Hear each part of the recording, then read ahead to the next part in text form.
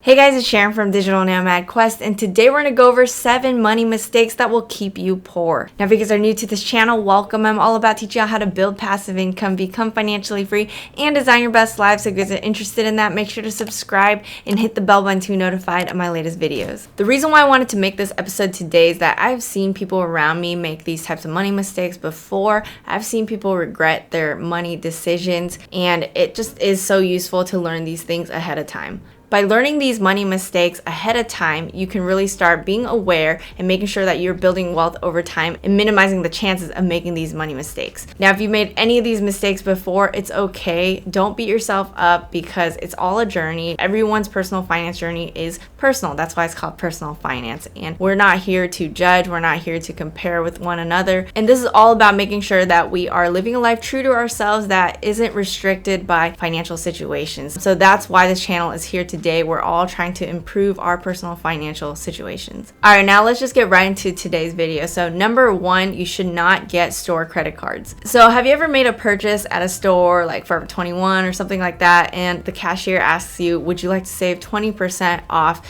by getting a store credit card? You've probably heard these tons of times, and it might be tempting to start opening up a bunch of these credit cards, but there are actually different things about it that make it not the best thing to do. So first off, the benefits are way lower than regular credit cards. And most likely you can only earn high rewards by purchasing from that store. So for example, for Forever 21, there's probably some type of cash back or percent off if you are shopping at Forever 21. But any other store, it might not have that good of benefits. Plus, a lot of them just give you store credit. So instead of going with the travel rewards or the cash back that you could get, you would only just get money to use at Forever 21. So it's not as beneficial. You might have heard about travel hacking or like credit card hacking, and that's where people are actually accruing credit cards to their benefit by racking up a bunch of points that they can use on their travels, which I'll go into in the next tip. But basically, those people are making sure they're paying off their bills on time, and then they're just racking up the different benefits. They're looking at cards and their different sign-up bonuses and seeing which ones will actually make them most money back. And you can actually do a lot of things like fly first class or get a ton of money back just from getting these sign-up bonuses. So you're better off getting these better credit cards that have better bonuses that allow you to use on multiple categories. Now, these store credit cards usually come with an even higher annual percentage rate, which is the APR if you don't pay off your credit card in full, which I'll go into in the next tip. But basically, you should not rack up that credit card interest. So if you made a mistake with these store credit cards and you didn't pay off your credit card bill in full, you're going to get an even higher APR. So that means the store credit cards are going to hit you harder with interest if you don't pay off your credit card in full. Now, they usually also have really small sign-up bonuses, basically kind of like what I mentioned earlier. For example, you might get 20% off or something like that for a $200 purchase. That would equate to $40 you get back. But instead, you can compare that with the high sign-up bonuses that you could get with other credit cards that could even equate to hundreds of dollars or even thousands of dollars back in cash. Now let's go into the next tip. It's related. It's don't accrue credit card interest. You basically get charged credit card interest if you don't pay off your balance in full and on time. According to Wallet Hub's credit card landscape report, the average credit card interest rate is 18.04% for new offers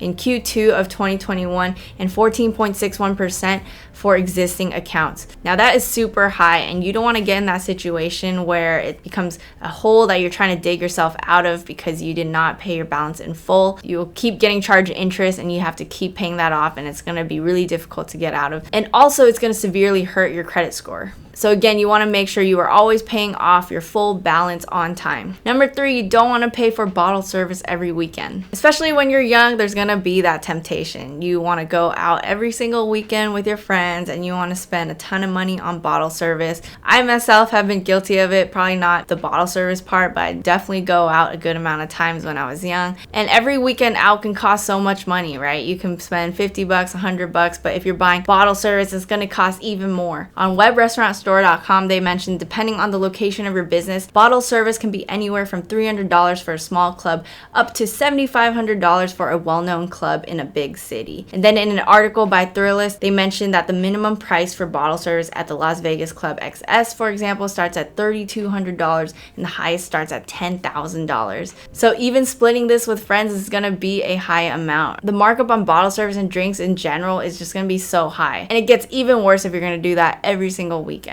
Now this leads into number 4, don't buy things to just impress people. There's the quote, we buy things we don't need with money we don't have to impress people we don't like. You might have heard me say this before, but back in the day when I started working at my first full-time position where I was making $30,000 per year, I started thinking of time as money. For example, that equates to $15 an hour. If I bought something for $150, that would equate to 10 hours of my time, and I would think to myself, is that worth it for what I value, and is that worth my time? So thinking about it like this allowed me to justify spending or make it so that is not worth my time. If there was a $2,000 Chanel bag and my job was paying me $10 an hour, would it be worth 200 hours of my time? That's something you have to think about. But a lot of people still do it. They want to impress people they don't even care about because they want to just flaunt the things that they have. Like they want to flaunt the nice car, the nice bag. So then people around them will be like, oh, cool, like you are doing well with your life. But does that really matter? And I feel that quote really rings true, that a lot of people do buy those things that they really don't need just to impress people they don't really care about. And instead, I think the better way to go is to just figure out what is in line with your values and like spend more intentionally. For example, if you are a musician and you really care about music and you want to have better equipment, I think that purchase makes a lot more sense because it is in line with your values. It's something you're passionate about and it makes sense to spend more money on that. So I'm not saying to completely stop spending, but instead to just be more intentional with your spending and make sure it's for you and not for other people. And make sure to think about it like that previous example where I was equating the purchase to the amount of time you spent to make that money. Then think if it's worth it for you. Number 5, you want to make sure you don't gamble regularly. According to casino.org, world gambling statistics show that around 26% of the population gamble. That means around 1.6 billion people worldwide gamble and 4.2 billion gamble at least once per year.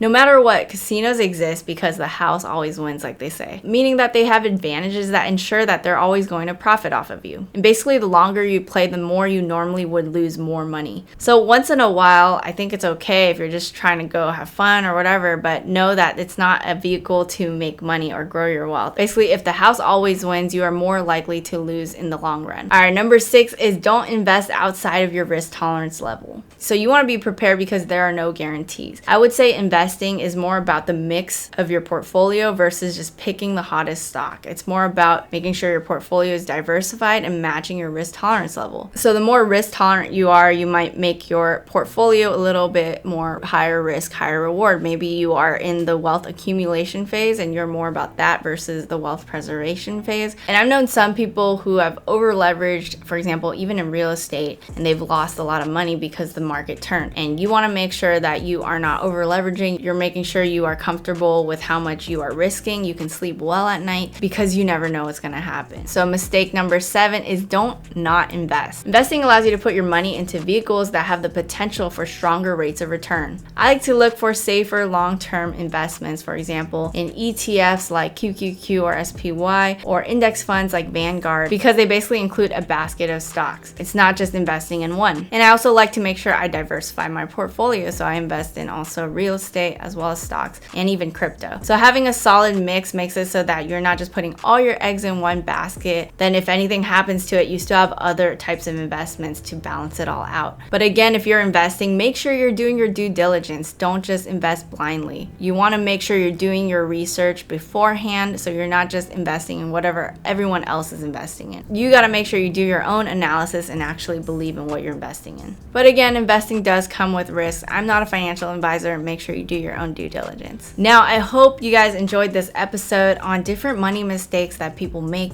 This is all just about making sure that you guys stay informed and make stronger financial decisions. Especially if you're younger, it is important to understand these different habits that the average person tend to make. And these habits could lead to problematic financial situations if you guys don't take care of it. It's okay to make a mistake once in a while, but you got to make sure you learn from it. And again, no one's judging. We're all on our different financial journeys. Now, if you guys like this video, let me know in the comments below if there's anything you don't agree with, or if you have another money mistake that you would want to include on this list. Make sure to smash the like button, subscribe, and hit the bell button to be notified of my latest videos, and I'll see you guys in the next one.